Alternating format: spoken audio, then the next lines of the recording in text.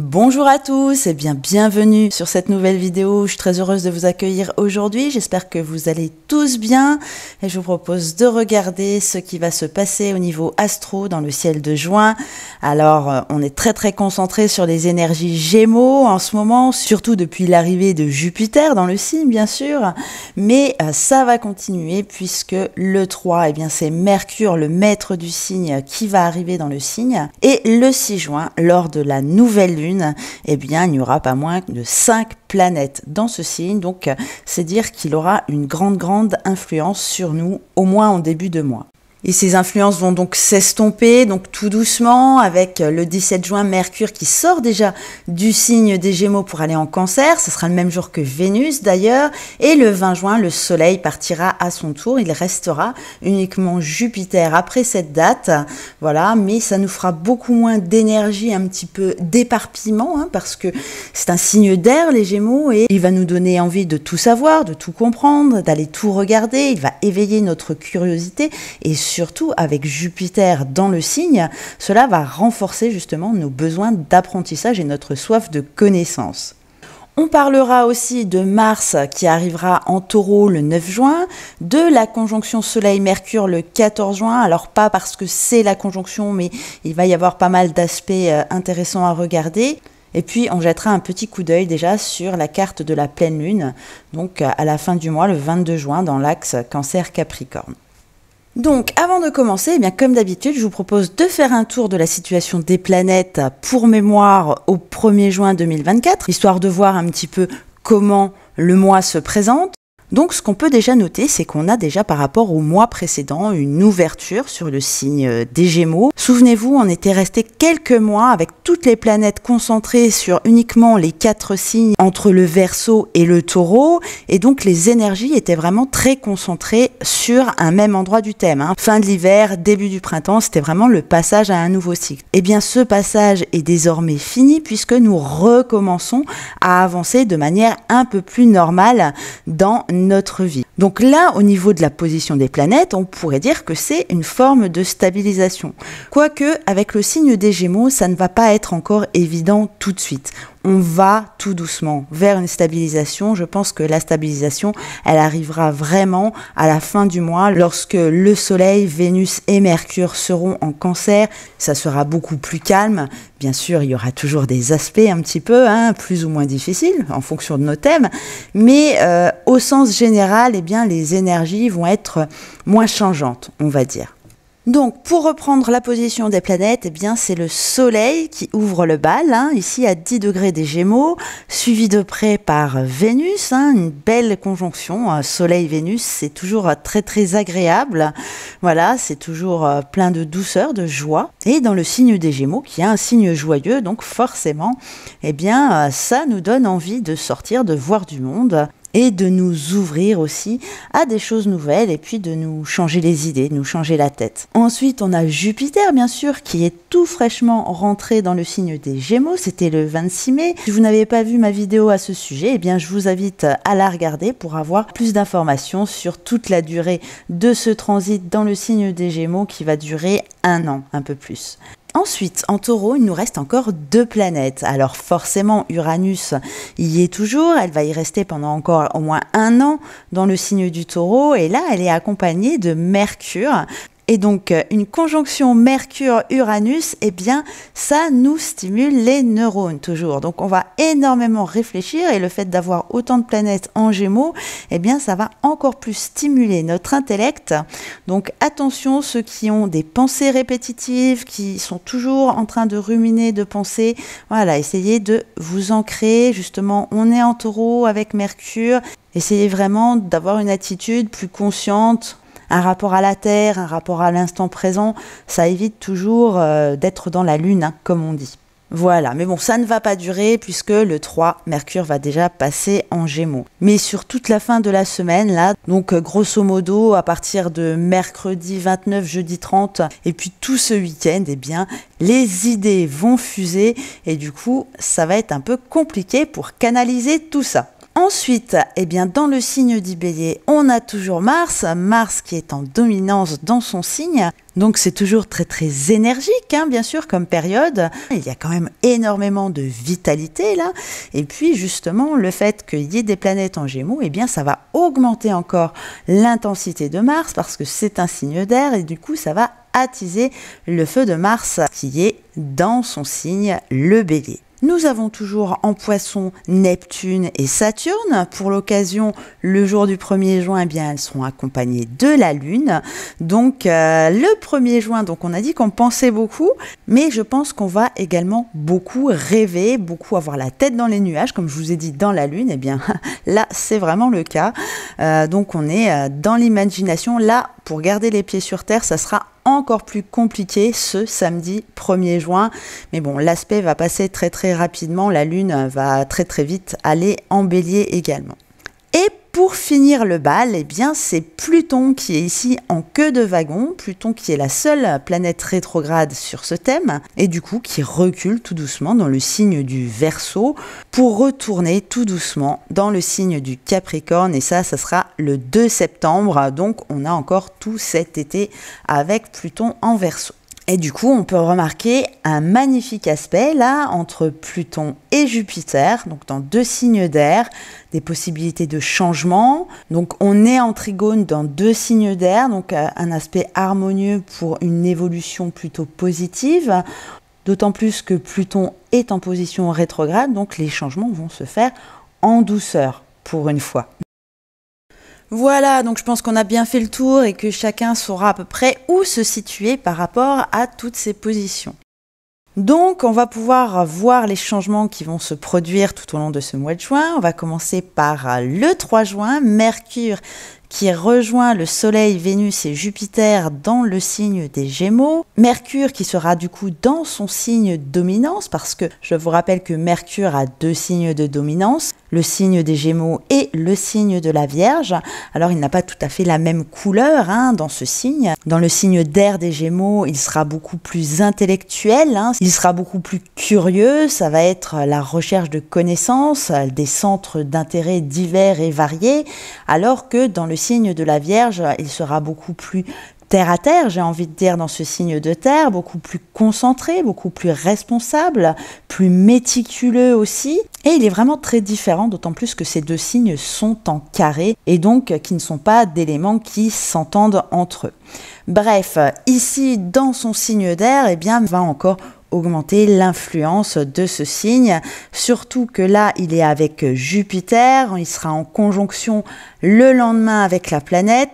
Alors tout à l'heure je vous disais qu'il venait de passer sur Uranus, donc là ça aura déjà excité un petit peu ses neurones, parce que Mercure, bien sûr, ça représente nos capacités cognitives, nos capacités intellectuelles. Et bien à ce moment-là, lorsqu'il va arriver dans son signe, donc encore teinté des énergies d'Uranus puisqu'il vient de les quitter, et bien là, ça risque de fuser dans tous les sens. Et puis Mercure, et d'autant plus dans le signe des Gémeaux, c'est aussi la communication. On a besoin d'exprimer nos idées, on a besoin de montrer ce qu'on vient de trouver.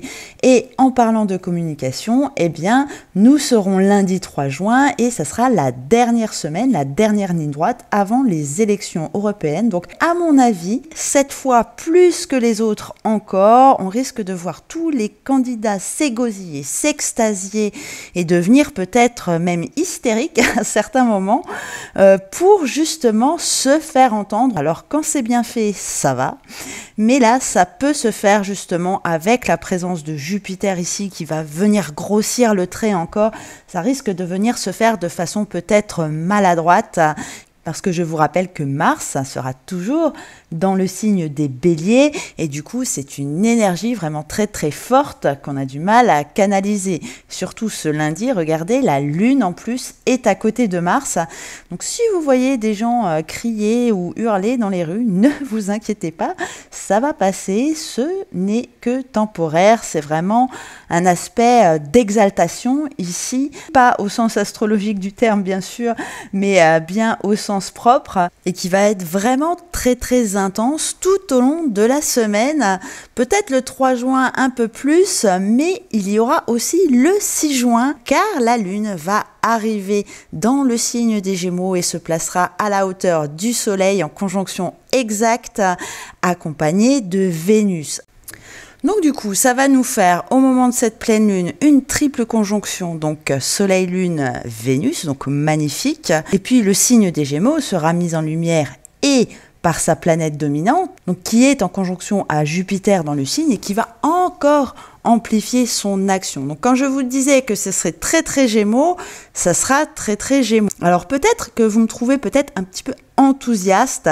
C'est ce qu'on m'avait dit la dernière fois quand j'avais dit que Jupiter entrait en Gémeaux. Eh bien, je vais vous expliquer simplement pourquoi. Eh bien, parce que le 6 juin, c'est mon anniversaire.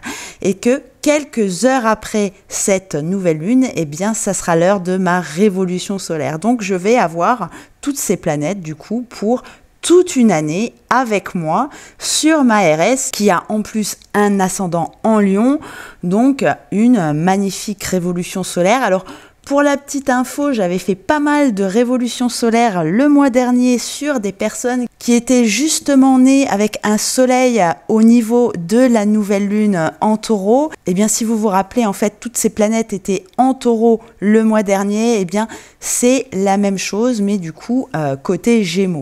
Et c'est vrai que les années où on a une RS avec une nouvelle lune, eh bien c'est super important parce que ça nous montre qu'on peut démarrer pas mal de choses. Surtout lorsque vous avez la lune qui est en conjonction croissante avec le soleil, c'est-à-dire que la lune se trouve un tout petit peu après le soleil. On est vraiment dans des énergies de croissance à ce moment-là.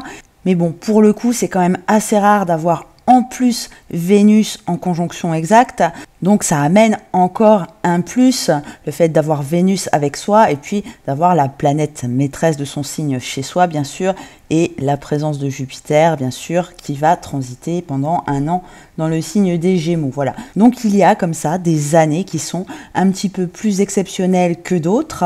Et du coup, c'est toujours très important de regarder qu'est-ce qui est porteur sur la RS pour savoir un petit peu quelles sont les potentialités de l'année, quelles sont nos possibilités, quelles sont nos ouvertures, et puis quels sont les défis également, parce que regardez, au moment de cette nouvelle lune, eh bien, on est en carré à Saturne, vous voyez, ce n'est jamais tout rose, de toute façon, en astrologie, ou alors c'est vraiment très rare, donc là, ça nous montre quand même un défi à relever, et du coup, grâce à cette révolution solaire, je connais mes possibilités, et puis du coup, je vais pouvoir développer mes futurs projets en conséquence. Mais voilà, donc c'est toujours intéressant de regarder une fois par an, faire le bilan de la position des planètes par rapport à son thème natal.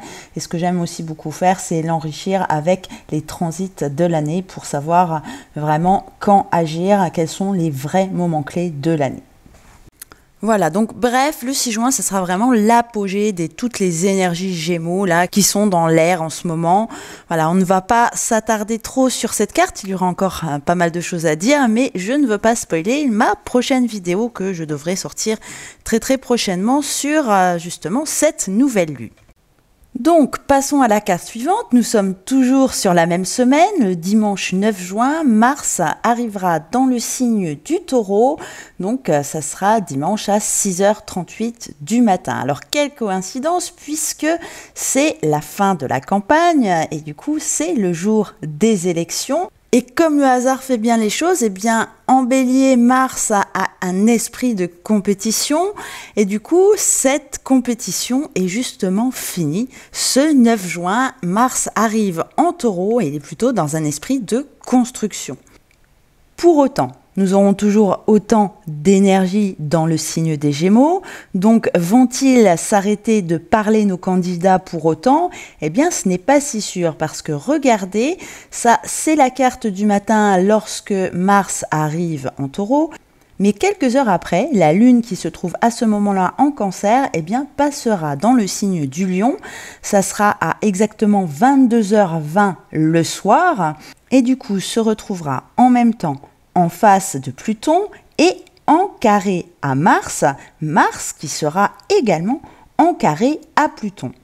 En gros, on a un beau T carré là, à partir de 22h20 ce dimanche, et toutes ces planètes en Gémeaux, dont Mercure, toujours poussé par Jupiter, qui va vouloir s'exprimer. Alors voilà, que peut-on penser de ces aspects? On peut alors imaginer à ce moment-là que dans certains pays, il y ait des discussions par rapport aux résultats. Certains ne seront peut-être pas contents, peut-être certains vont accuser d'autres, soit de ne pas avoir respecté les règles pendant la semaine, d'avoir pris trop de temps de parole par exemple, ou alors carrément contester les élections au motif d'irrégularité. Bref, à mon avis, on n'a pas fini d'en entendre parler, à moins que, car il y a une autre possibilité. C'est vrai qu'en ce moment, tout est focalisé sur cette fameuse élection. Et si on prend un peu de recul, qu'on fait fi de cette information, de cette mascarade, parce que c'est vrai qu'en définitive, les députés à Bruxelles, ils n'ont pas vraiment leur mot à dire, peut-être que ça masque quelque chose de plus important. Donc je vous propose de nous extraire un petit peu de ce contexte et de regarder cette carte simplement, uniquement du point de vue astrologique. Alors, qu'avons-nous ici ? On sait que Mars est l'un des éléments déclencheurs dans un thème lorsqu'il passe en transit et notamment lorsqu'il se trouve en opposition, en carré ou en conjonction à certaines planètes. De plus, Mars agit souvent lorsqu'il change de signe. Et ici, c'est un changement de signe qu'il ne va pas aimer. Il était dans le Bélier, un signe de feu, son signe de dominance, une énergie qui lui correspond, son énergie, il était chez lui. Il arrive à présent dans le signe de terre du Taureau et cet élément ne lui correspond pas vraiment. Effectivement, la terre, on ne peut pas la brûler. La terre et le feu ne font vraiment pas bon ménage. Du coup, ça va lui faire un petit peu comme une douche froide et ça va l'énerver, l'exciter. Le fait qu'en même temps, elle rentre en carré avec Pluton, même s'il est rétrograde, peut être un élément déclencheur, voire explosif. Le fait que la Lune, quelques heures après, arrive en carré exact, alors elle est déjà là en carré à 6h38 au moment de l'entrée de Mars en Taureau, mais c'est un carré qu'on appelle dissocié. Ils sont dans des éléments qui vont bien ensemble, c'est un signe de terre avec un signe d'eau, deux signes qui se marient ensemble. Mais lorsque la Lune va arriver à 22h20 dans ce signe de feu qui est le Lion, là, la mèche qui aurait été allumée le matin, peut créer une détonation le soir. Et je vous rappelle que là, on parle de 3 signes qui sont des signes fixes, des signes inflexibles. Donc ici, il n'y aura pas de souplesse, ce ne sera pas une branche qui va plier, mais au contraire, une branche qui va casser. On aura du feu ici, lorsque la Lune sera en Lion. Et puis Mars est dans la Terre ici.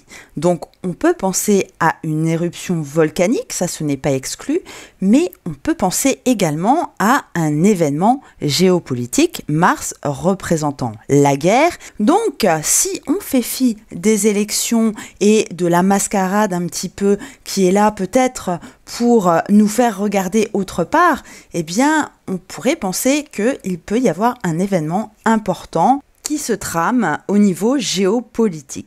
Je ne sais pas si vous vous souvenez, mais lorsqu'on a parlé de la conjonction Jupiter-Uranus, on avait regardé plusieurs cartes de plusieurs pays pour savoir un petit peu l'incidence que cette conjonction pouvait avoir. Et là, on avait remarqué que sur le thème de l'Ukraine, il y avait Saturne à 1 degré du signe du Verseau, c'est-à-dire juste sur la position que Pluton occupe actuellement. Alors effectivement, Pluton est rétrograde et agit moins forcément. Mais on a tellement de forces ici qui vont venir la titiller qu'elle peut justement agir, mais même sans cela, on a quand même le Saturne natal de l'Ukraine qui est ici en position de faiblesse, parce que je vous rappelle qu'il est rétrograde aussi, et du coup attaqué et par le signe du Lion et par Mars en Taureau. Et le fait que Mars soit ici en Taureau, ça fait sens, parce que l'Ukraine c'est quoi? C'est surtout une terre agricole,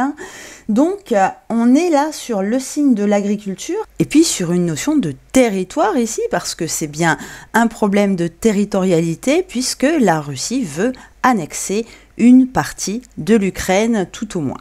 Voilà, donc c'est une hypothèse comme une autre. Bien sûr, en astrologie, on n'est jamais sûr de rien, mais il y a quelque chose quand même qui peut éventuellement conforter cette hypothèse, c'est que le thème de la Russie a une dominance lunaire. Et du coup, on peut penser que une action de la Lune peut jouer un rôle dans ce conflit. Voilà, alors maintenant, est-ce que ça va être quelque chose de brutal ou alors c'est quelque chose qui est déjà sous-jacent mais qu'au vu de l'agenda européen, parce que cette élection concerne tous les pays européens bien entendu, eh bien on retarde un petit peu les événements et peut-être que à ce moment-là ce sera une annonce officielle. Bref, nous en saurons plus une fois ce 9 juin passé. Et puis, pour finir sur ce 9 juin, parce que là, c'est vraiment un aspect très très important, hein, on a quand même Mars au carré de Pluton lors d'un changement de signe, c'est quand même pas rien, eh bien, on peut transposer cette carte sur la carte de la Nouvelle-Calédonie. Donc, comme vous pouvez le voir ici, Pluton qui est actuellement en transit en début du signe du Verseau est donc en carré à sa position natale. Donc, sur cette carte qui date de l'année 1853, donc elle a fait les 3/4 du tour du zodiaque et donc c'est un aspect important que vit en ce moment la Nouvelle-Calédonie. Et du coup, comme on l'a vu tout à l'heure, eh bien Mars arrivera sur la position de Pluton de la carte de la Nouvelle-Calédonie, bien sûr en carré à la Lune, qui est elle-même positionnée sur la planète Mars au début du signe du Lion. Et du coup, Pluton ici, rétrograde ou pas, eh bien il agit. Et il agira là du coup d'autant plus fort aux alentours du 9 et les quelques jours après pour se battre avec Mars pour ses valeurs de liberté, pour son indépendance. Et ça, c'est représenté par le signe du Verseau. Voilà, donc ça, c'est ce que pourrait provoquer bien sûr l'arrivée de Mars en Taureau. Maintenant, bien évidemment, je n'ai pas analysé toutes les cartes, ça serait trop compliqué, ça me prendrait vraiment trop de temps. Alors effectivement, là, j'ai trouvé celle-là parce que justement, il se passe quelque chose en Nouvelle-Calédonie. Et généralement, d'ailleurs, quand il se passe quelque chose dans la vie de quelqu'un ou dans la vie d'un pays comme ici, eh bien forcément, on retrouve toujours des traces de transit importants. Voilà, donc j'ai un peu insisté sur le 9 juin parce que pour moi, ce sera l'aspect principal de ce mois, ce sera vraiment la période où les énergies seront vraiment le plus tendues, même si ça ne sera pas le seul jour. Regardez ici, 5 jours plus tard, donc on sera le 14 juin, et donc on arrive au point de conjonction entre le Soleil et Mercure. Donc dans notre jargon, on appelle ça une conjonction supérieure, par opposition à la conjonction inférieure, qui se déroule lorsque Mercure est en train de rétrograder. Donc à ce moment-là, c'est le moment où Mercure est en pleine vitesse. C'est vraiment tout l'inverse d'une rétrogradation à ce moment-là. Donc c'est là qu'elle a le plus de force, et non seulement par le fait qu'elle soit à pleine vitesse, mais aussi le fait que le Soleil vient la mettre en lumière. Vous savez, quand le Soleil est à côté d'une planète, eh bien il vient éclairer cette planète et la renforce du coup avec son énergie. En soi, ce n'est pas un phénomène rare que Mercure soit à côté du Soleil. Ça arrive 6 fois par an. Donc 3 fois en conjonction supérieure et 3 fois en conjonction inférieure. Maintenant, le fait qu'au moment de cette conjonction donc supérieure, donc en mouvement direct, elle soit mise en lumière par le Soleil dans son signe, eh bien là, ça la renforce et du coup, elle va imprégner vraiment tout le zodiaque de ses énergies. Et Mercure, c'est quoi au final? Eh bien, c'est notre façon de comprendre et d'appréhender les choses, bien entendu. Et à ce moment-là, dans son signe, elle va nous offrir un maximum de lucidité. Ça va vraiment être très très clair dans nos esprits. C'est à ce moment-là qu'on arrivera à le mieux comprendre, le mieux apprendre, le mieux transmettre et que tous nos aspects cognitifs, en fait, seront vraiment au maximum. Et bien du coup, cette Mercure nous fait à son tour un T carré. Alors là, pas de panique, Mars n'est pas concerné. Mais là, ce sera 2 astres, plus particulièrement 3, on va dire, pour être large. Il y aura ce carré d'un côté avec la Lune dans le signe de la Vierge, conjointe à la Lune noire. Donc ça nous parle vraiment de ce qui est caché. La Lune noire, c'est quelque chose qu'on a en nous mais qu'on ne veut pas voir. La Lune, c'est la planète des secrets. Ceux qui pratiquent le tarot le savent bien. Lorsqu'on a la Lune, eh bien c'est soit une naissance, bien sûr, vu que c'est le symbole de la mer, mais c'est aussi les aspects cachés, quelque chose qu'on ne nous dit pas. Et de l'autre côté, on a ce carré avec Neptune là qui transite depuis un bon moment, depuis 2012 dans le signe des Poissons, qui s'apprête à en sortir et qui est la planète, elle, du rêve, de l'imagination et qui ne veut pas voir. Là, ce n'est pas vraiment le même concept, ce n'est pas quelque chose qu'on nous cache volontairement, mais c'est une sorte de déni en fait. On ne veut pas voir ce qu'il y a sous notre nez parce que ça nous dérange. Et puis, il y a aussi un carré avec Saturne qui est là et qui représente le pouvoir, alors dans le sens des autorités, le pouvoir, on va dire, légal, les institutions, et qui est forcément un peu mal à l'aise dans le signe des Poissons, car c'est la planète de l'ordre qui est dans le signe du désordre. Donc du coup, cette Saturne flotte un peu depuis un peu plus d'1 an dans ce signe, et du coup, ça donne un petit peu des prises de décision qui sont faites parfois à l'aveuglette, en fait, à la va-vite, et du coup, cette position est quand même assez source d'erreur. Alors, à mon sens, cette journée sera propice pour des révélations. Alors, qu'est-ce qui va nous être révélé? Alors là, c'est un grand mystère. Est-ce qu'on va enfin comprendre qui a construit les pyramides? Est-ce qu'on va avoir enfin la vérité sur la zone 51 et les extraterrestres? Est-ce qu'on va enfin nous dire qui a tué le président Kennedy? Ou alors, tout simplement, est-ce qu'on va nous dire si Brigitte s'appelle en réalité Jean-Michel? Bref, vous l'aurez compris, ça peut partir dans tous les sens, mais vraisemblablement, comme j'ai pris le thème de Paris à ce moment-là, on a un ascendant Scorpion. Et comme vous le savez certainement, le Scorpion est le signe qui va creuser justement dans les parties sombres pour les faire remonter à la surface. Donc, lui, son travail, c'est vraiment de mettre en lumière toutes les parties inconscientes, toutes les parties cachées. Voilà, donc lorsqu'on a deux aspects comme ça sur un thème qui nous disent plus ou moins la même chose, ça confirme un petit peu notre analyse. Et du coup, comme ce thème il est fait pour Paris, il va concerner la France et on va dire l'ouest de l'Europe, on peut penser que ces révélations concerneront peut-être plus particulièrement cette partie du monde. Après, voilà, ça sera surtout une prise de conscience. Alors peut-être qu'il ne sera rien révélé, bien sûr, au grand jour. Peut-être que j'ai fait une overdose de la série X-Files quand j'étais jeune, qui sait. Mais en tout cas, au niveau personnel, il y aura ici quelque chose à comprendre, à conscientiser. Il y a quelque chose qui pourrait se débloquer et à ce moment-là, ce que vous pouvez faire, c'est regarder sur votre thème dans quelle maison se situe cette conjonction Soleil-Mercure, ici à 24 degrés du signe des Gémeaux, et puis de voir un petit peu dans quel domaine vous allez pouvoir avoir cette prise de conscience, cette révélation. Et si c'est comme ici dans la maison 8, ça tombe bien puisque c'est la maison des mystères. Voilà, allez, passons à la carte suivante, le 17 juin, donc ça y est, Mercure et Vénus entrent en même temps dans le signe du Cancer, donc pour ceux qui ne sont pas très à l'aise avec le signe des Gémeaux, et c'est vrai que c'est un signe difficile qui bouge beaucoup et il faut le supporter des fois, là, on va commencer déjà à se calmer. Voilà, dans le premier signe d'eau du zodiaque, le signe du Cancer, un signe familial. Donc, moi, j'aime beaucoup quand on arrive sur la période du Cancer parce que, ça annonce les vacances d'été. Voilà. Donc, ça y est, on commence à basculer et en même temps, regardez, on va encore ouvrir un petit peu le zodiaque avec une concentration de planètes sur désormais 6 signes, hormis la Lune, bien entendu, qui elle se déplace toujours très vite.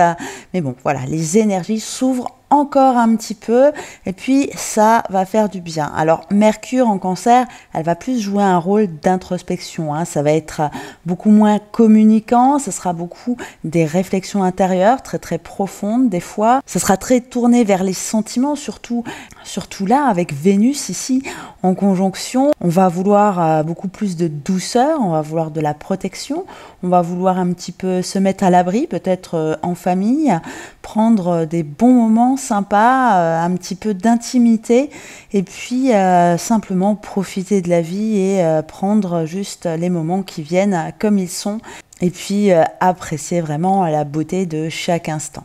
3 jours après, c'est au soleil d'arriver en Cancer, donc le 20 juin, une date également importante, ce coup-ci est l'anniversaire de mes filles. Et peut-être que je vous en parlerai un jour lorsqu'on abordera le thème des jumeaux, parce que ça c'est toujours très intéressant de voir comment deux personnes nées le même jour au même moment, eh bien, peuvent vivre leur thème de manière très différente. Et je ne me lasse pas en fait de faire la comparaison entre l'une qui vit son signe solaire et l'autre qui vit son signe lunaire. Bref, revenons-en à la carte. Donc cette année, le solstice d'été aura lieu le 20 juin. Donc ne vous inquiétez pas, ils ont laissé la fête de la musique le 21 bien sûr, même si cette année, eh bien, l'été arrivera un peu avant. Alors par rapport au soleil, eh bien, ici on a un aspect de carré, mais un carré dissocié avec Neptune. Donc les deux planètes sont dans des signes d'eau. Donc ce n'est vraiment pas un carré méchant, on va dire. Donc moi j'appelle ça un faux carré en fait, parce qu'effectivement il y a 91 degrés d'écart, mais ce sont vraiment deux signes qui s'entendent très bien. Par contre, ce qui est un peu plus problématique ici, c'est le quinconce avec Pluton, parce que là c'est un vrai quinconce, on est dans un signe d'air et dans un signe d'eau. Et c'est vrai que Mars est désormais un petit peu éloigné, il est à présent à 8 degrés du Taureau, mais l'aspect de carré est quand même toujours là, avec Pluton, et puis ça fait quand même un petit aspect de sextile là entre Mars et le Soleil, qui va peut-être un petit peu venir réveiller l'énergie de Mars. Mais ces aspects vont vraiment très vite passer, le Soleil va avancer, et puis Mars aussi, et bientôt justement ce carré Pluton-Mars, eh bien ce ne sera plus qu'un vieux souvenir. Et ça sera une très bonne chose, surtout pour démarrer la saison estivale. Et puis un peu plus de 24 heures après, donc ça sera le dernier événement du mois de juin au niveau astro. Donc on aura une pleine lune, donc au tout début des signes du Cancer et du Capricorne. Donc là forcément on aura toujours cet aspect de carré dissocié avec Neptune. Et du coup, on aura également de l'autre côté ce même aspect, bien sûr, avec la Lune. Et c'est toujours un moment particulier, les pleines lunes en Capricorne, parce que justement, la Lune est en face de son signe de dominance à ce moment-là. Et du coup, elle est un peu perdue dans ce signe. Bien sûr, on viendra sur tous ces aspects dans la vidéo qui sera consacrée à cet événement. Mais pour en dire déjà quelques mots, eh bien, le fait que ça soit vraiment tout au début du signe, là, on vient vraiment de changer d'énergie, et pour la Lune et pour le Soleil, et direct, elles sont en confrontation. Alors, le Soleil n'est pas forcément bien non plus dans le signe du Cancer. C'est pour ça que ces pleines lunes-là sont toujours très ambiguës, autant quand c'est l'inverse, donc en hiver, lorsque la Lune est en Cancer, eh bien là, c'est très clair, c'est bien sûr la Lune qui domine, d'ailleurs, l'astre de la nuit dans la saison de l'hiver. Là, par contre, on démarre la saison d'été. Du coup, le Soleil devrait dominer. Cependant, il est dans un signe féminin, le signe de la Lune qui plus est. Donc, c'est toujours très ambigu en fait. On ne sait pas vraiment sur quel pied danser. Et du coup, le fait qu'il y ait cet aspect-là dissocié, eh bien pour moi, j'ai envie de vous dire, ça manque un peu de franchise. Ce n'est pas clair, surtout en plus avec Neptune, c'est toujours un pléonasme. Neptune qui aime bien nous flouter les choses, nous embrouiller et nous mettre un petit peu la tête dans les nuages pour ne pas voir vraiment ce qui se passe. Et regardez cet aspect dont je vous parlais tout à l'heure, le quinconce entre Pluton et le Soleil est bien pareil. Le quinconce, c'est un aspect de doute, d'hésitation, on ne sait pas bien où on va.